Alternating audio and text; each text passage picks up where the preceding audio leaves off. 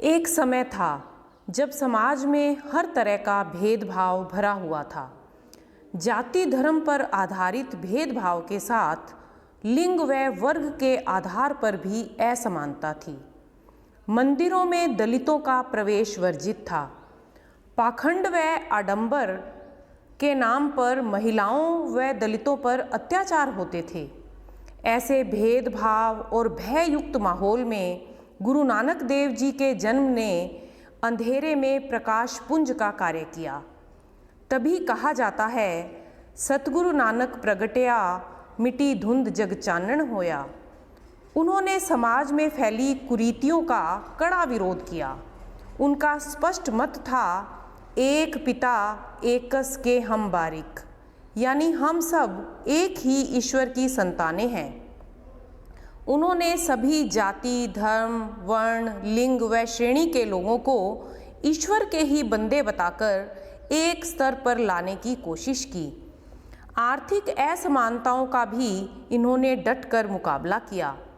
उनका मानना था, प्रत्येक व्यक्ति को कमाई का 10वां हिस्सा जरूरतमंदों में बांटना चाहिए, जिसे दसवंत कहा जाता है।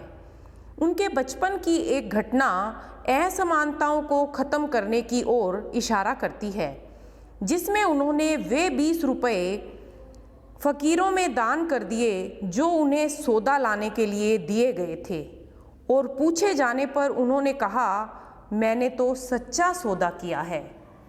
गुरु नानक देव ने आडंबरों, कुरीतियों और अंधविश्वासों को मिटाने के लिए देश विदेश की बहुत यात्राएं की।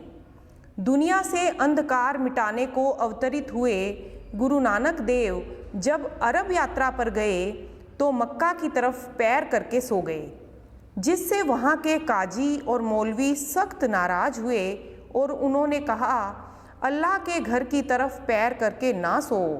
तब गुरुजी ने विनम्रता से कहा, मौलवी जी, जिधर अल्लाह का घर नहीं है, आप मेरे पैर वहाँ कर दीजिए। शिष्यों के साथ भ्रमण पर निकले गुरु नानक देव जब एक सज्जन ग्रामवासियों के गांव में ठहरे तो उन्हें उजड़ जाने और दुर्जन ग्रामवासियों के गांव में गए तो उन्हें आबाद रहने का आशीर्वाद दिया। शिष्यों द्वारा पूछे जाने पर उन्होंने कहा कि दुर्जन लोग एक ही स्थान पर रहेंगे तो एक ही जगह दुर्जनता फैलाएंगे, और सज्जन लोग जहाँ जहाँ जाएंगे लोगों का, समाज का कल्याण करेंगे। दौलत खां के मोदी खाने पर आटा तोलते हुए जब वे 1 सेर, 2 सेर, 4 सेर गिनते गिनते 12 सेर तक गिनकर जैसे ही उन्होंने 13 बोला तो वे 13 ही बोलते गए और सारा आटा उन्हें दे दिया। मोदी खाने से उन्हें अलग कर दिया गया। उन्होंने हमारे लिए एक अनमोल सीख छोड़ी, इस दुनिया में मेरा मेरा कुछ नहीं, जो कुछ है सो तेरा है। गुरु नानक देव भ्रमण करते लाहौर पहुँचे तो धनवान सेठ दुलीचंद, जो दुनियादारी की चीज़ों को अधिक से अधिक संग्रह करने में लगा था, उदारता जिसमें नाम मात्र को ना थी, उसे पाठ पढ़ाने के लिए गुरु नानक देव ने उसे एक सुई भेंट करते हुए कहा, यह मेरी सुई तुम सुरक्षित रख लो, इसे स्वर्ग में मुझे लौटा देना। तब सेठ आश्चर्य से बोला, यह तो संभव नहीं, मरने के बाद तो कोई कुछ भी नहीं ले जा सकता। तब गुरु नानक देव ने कहा, फिर दुनियादारी के सामान का इतना संग्रह किस लिए? सेठ दुलीचंद को अपनी गलती का एहसास हुआ। उसने शेष जीवन मानव कल्याण में लगा दिया। उनकी एक महत्वपूर्ण शिक्षा है, किरत करो, नाम जपो, वंड छको। किरत करो का अर्थ है ईमानदारी व परिश्रम से कर्म करो। नाम जपो अर्थात हमेशा ईश्वर को याद रखो। वंड छको का अर्थ है जरूरतमंद के साथ बांट कर खाओ।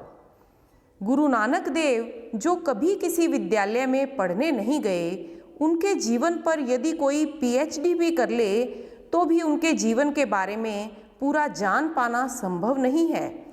लेकिन यदि उनकी शिक्षाओं को कोई अपने जीवन में उतार ले तो वह अवश्य ही सफल जीवन जी सकता है।